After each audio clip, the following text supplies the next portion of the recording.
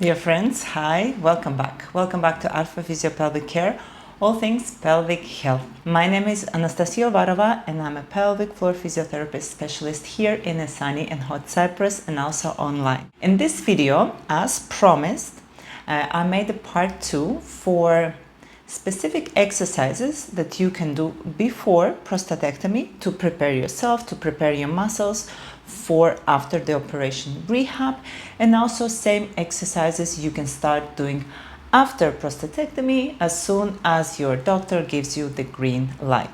I promise these exercises won't be hard in a sense of a lot of efforts. However, they will need a little bit of practice and concentration, but I'm pretty sure if you do them several times, you will learn them just great. Before we continue, make sure you press like under this video. I really hope that these exercises will help you in your recovery journey. And let me know in the comments if you have any questions. Let's not hesitate. Let's dive into it. First exercise, we will need a chair, and I'm having here a harder chair, and this specific exercise is to build awareness of the muscle. This is not your super intensive, super hard working exercise. However, this exercise is very important to build A, consistency, B, awareness, and C, understanding your body, understanding the muscles. As you can see, there are several groups of muscles. There are more superficial muscles and more deep muscles of pelvic floor. The deep muscles of the pelvic floor are the ones that are responsible for your continence, for the support of the organs. The superficial muscles as well, they play a role in incontinence, but in males they're very important for emptying the bladder, especially towards kind of the end, squeezing a little bit the urethra, and also for the sexual function. These muscles are really important for the penile support and penile movement, and therefore we need to exercise both group of muscles. We need to be both aware of them. Let's begin. So hard chair, so that there is some counter pressure going into these muscles here, into pelvic floor muscles, and you can feel it. All right, we will start to work with the more superficial muscles, the muscles that are a little bit more in front, that are at the base of the penis and around the penis. In order to get to these muscles, I usually suggest for my clients to slightly recline. Okay, they're slightly reclining. You don't want to slouch completely. A slight recline helps to focus a little bit more on these front muscles. In a anatomical perspective, we call it the front triangle of the pelvic floor. The pelvic floor consists kind of two triangles. The one is anterior, the front one, and the posterior, more the back one. So in order to focus on the front one, we lean a little bit back to give it space, to be aware of it. It's in front of us, we're working on it. We take nice deep breath into our sides, here into our lungs. And what we're going to do is, literally, try to think about gently squeezing the muscles so your penis is lifting. You can actually do it naked if you wish, so you can see. This is what I do when I assess my clients, and I do the visual assessment, and I ask them to do exactly that. And you can actually see the slight movement of the penile lifting. The penis is moving up.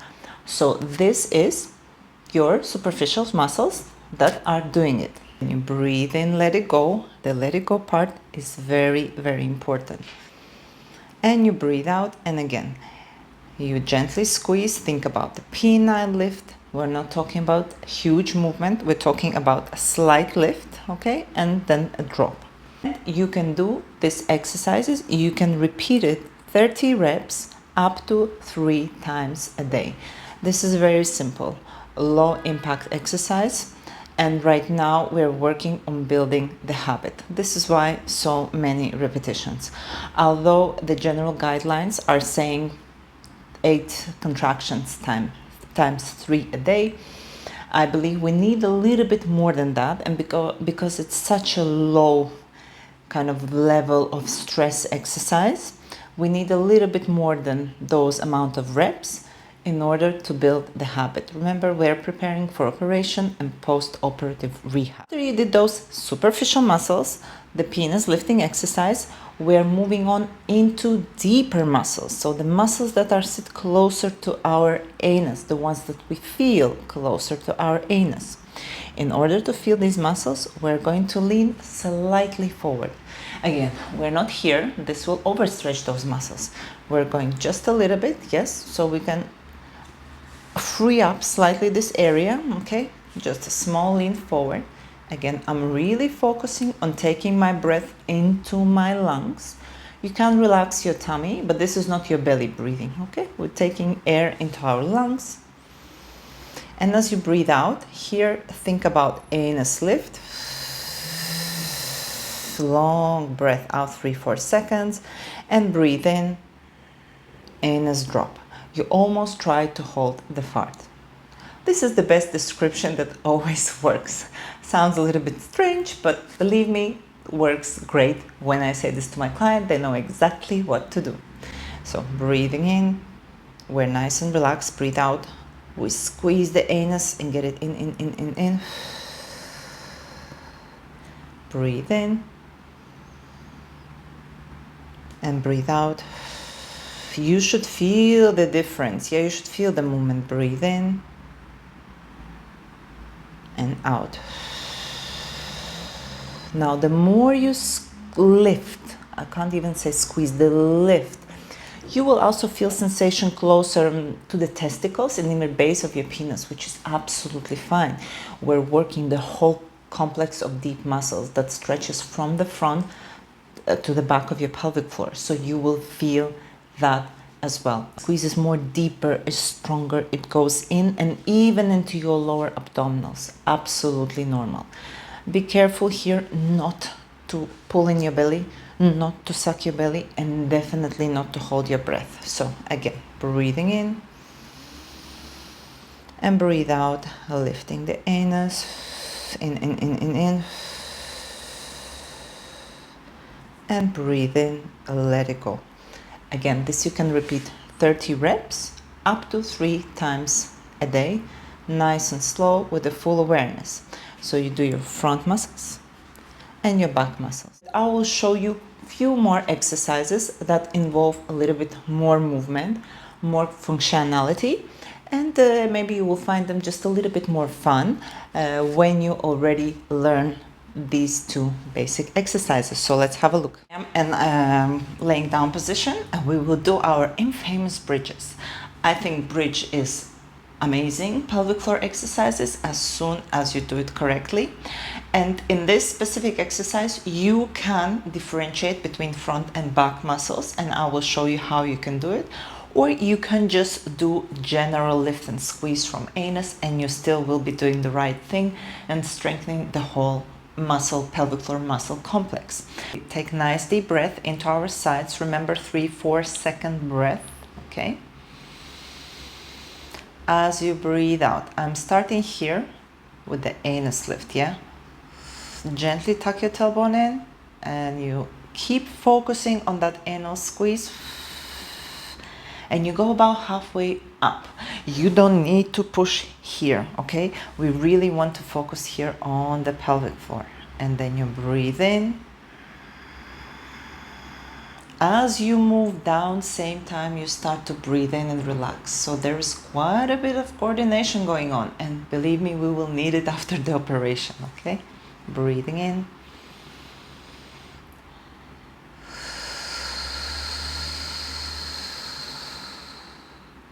In and anal squeeze out. Now, if you do want to practice to exercise and to do your superficial muscles, the one that are more supporting the area around penis, you can do as well. From my practice and experience, my clients find it slightly more difficult when they're on their back to do it. I will show you, try it yourself, and if you feel like in sitting it's better, you can do it in sitting and also in another position that I will show you in a bit. So what we're gonna do here, because if we will lift our pelvis and squeeze, we inevitably will do deeper muscles. Here we will do just a bit of pelvic tilt. So we breathe in, breathe out. We lift the penis with a gentle squeeze. Okay, we feel this tension around here, around the pubic bone. You can put your hands, see if really you feel that a bit of penile lift, testicle lift as well, right? And then breathe in, let it go. Breathe out, gentle lift, and let it go. So you work your more superficial muscles. If you wish, you can do 15 times superficial, and then you move on a little bit into your deeper squeeze where you do the anal lift and relax another 15 times. So you have 30 all together, and this will cover. When you do these exercises, again, if you wish, you can do them up to 3 times a day. If you haven't done the previous exercises, if you have done previous exercises and you're really aware of your pelvic floor, you can also do these once or twice a day as well. The principle of the engagement does not change. I'm changing my client's position, and this applies to any client, right, regardless of gender, of age, in order so they can feel their body and the pelvic floor can function in a different environment, in a different position. In this position, again, we are trying to engage both deep and superficial muscles. So let's start with the deep one, right? Let's keep our focus around the anus. And here we will add some movement. Breathe in, nice deep breath, and you shift your body back, okay? I don't want you to sit on your heels. We are going to do gentle rocking. So you breathe in. As you breathe out, squeeze your anus, deep, deep, deep, deep lift. Here you will also feel your tummy and the rest of your organ area. So it's absolutely fine and absolutely expected because we're really working that deep core muscles. And again, breathing in, a long breath in, and starting to squeeze, lift.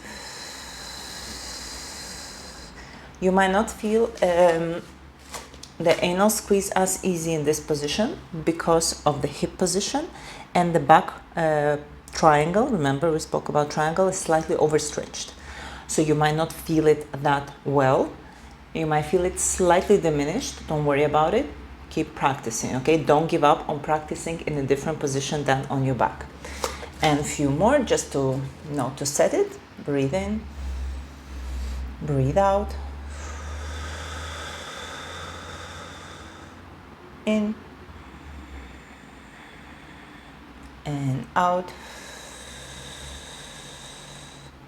in and out. And because it is such a deep squeeze, you will feel the whole area lifting. You can feel that testicle lift, that penile lift, especially if you make a long, deep breath out and try to engage.